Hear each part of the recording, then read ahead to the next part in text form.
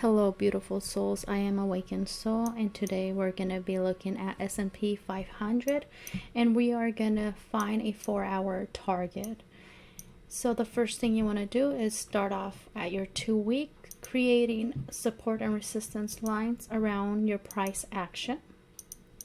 Perfect. So cute. Once you have your support, your resistance, you want to go ahead and move into the daily time frame. Once you're in the daily time frame, you want to create your trend lines. Close again, you want to stay close to your price action from a higher high to a higher low, from a lower low to a lower high. So once you've created your trend lines around your price action, you want to create your daily range. So this is our high. Let's change the color. Perfect. And this is our low. And if you have difficult finding your highs and lows, there's always this great indicator that I love. It's called the pivot highs and lows, and this helps you determine the exact price where the highs and the lows are playing within. You can leave it on. So once I'm also in the daily, I like to turn on my EMAs. I use the 12, the 26, and the 200. Okay. And as we can see, we've been in a downtrend for a while now on the daily. Let's confirm. And okay, so we have our daily range, we have our daily trend lines. Let's go ahead and find our point of control.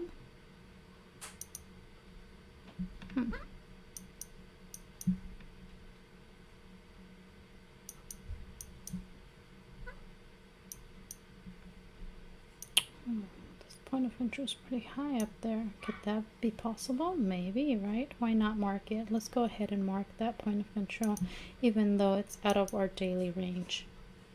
It looks pretty strong. So within our price action and within our daily range, you want to find a point of control.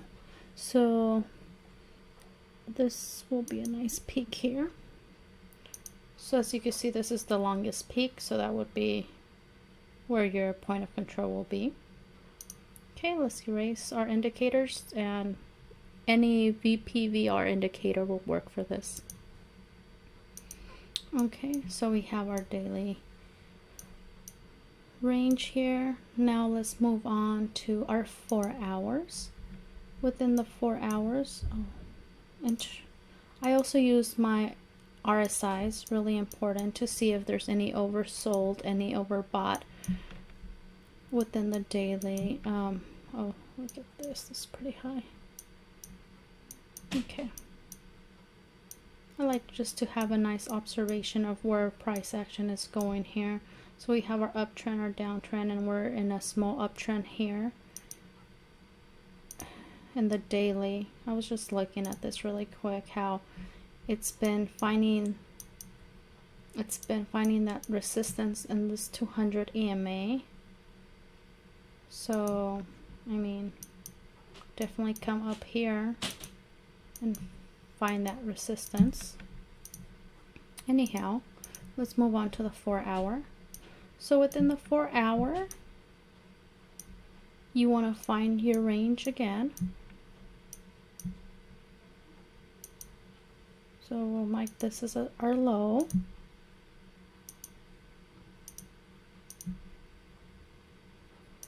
This previous high from, I believe, yesterday, Monday the 9th, that would be our most current high. Okay, so this will be our 4 hour range here. So what I do in the 4 hour, I like to see again if there's any oversold, overbought within the RSI, any divergence too. that is noticeable. Nothing that stands out at the moment. Okay, so within this, so we have our range. Now let's draw our trend lines, our 4-hour trend lines. Again, you want to go from, you want to do a 2-point touch trend line. So we're going to do this high and this higher low. Let's change colors so we know it's our 4-hour trend line, and we'll match it up with our 4-hour range color. Cute. And this will be 1 point.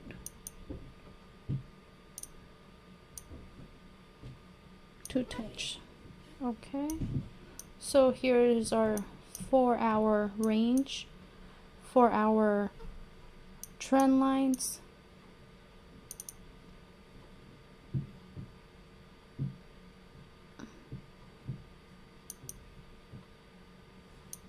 This is also a 4-hour lower high that was set here. So pretty much we are at the point where we could break this trend line to the upside for tomorrow's action, or we could continue playing within this 4-hour range and then break to the upside or to the downside. So let's highlight it so we can do our Joe targets. What are Joe targets? They are special targets that are, they're special targets, let's just say it that way. If you want to learn how to get your Joe target, you definitely could join our Telegram group. Alrighty. So 1 touch, 2 touch from our trend line. You want to look right in between to see the lower price action. So the lowest price is 3,763. So you want to go just right above, and this would be your target, your 4-hour target once the 4-hour wedge breaks. And let's say we get a rejection here and this ends up being a higher low, and then we come down. It's gonna break this small trend line.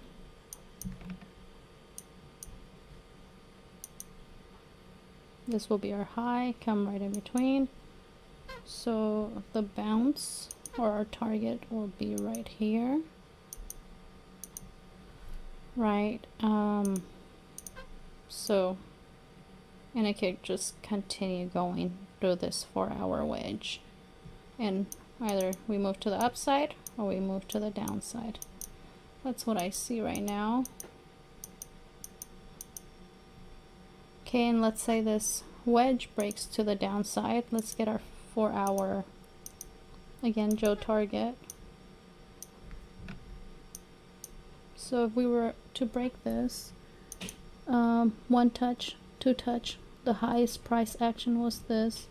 So our target would be approximately 3,785. And this would be our second target. Okay, so it's good to follow the broader market, because all all indices, crypto, everything correlates with each other, and they move with each other. So if S&P is falling, guess what crypto's gonna do? It's probably gonna fall too. S&P is going up, guess what crypto's gonna do? It's gonna move up too. So that will be all. Remember to set your alarms.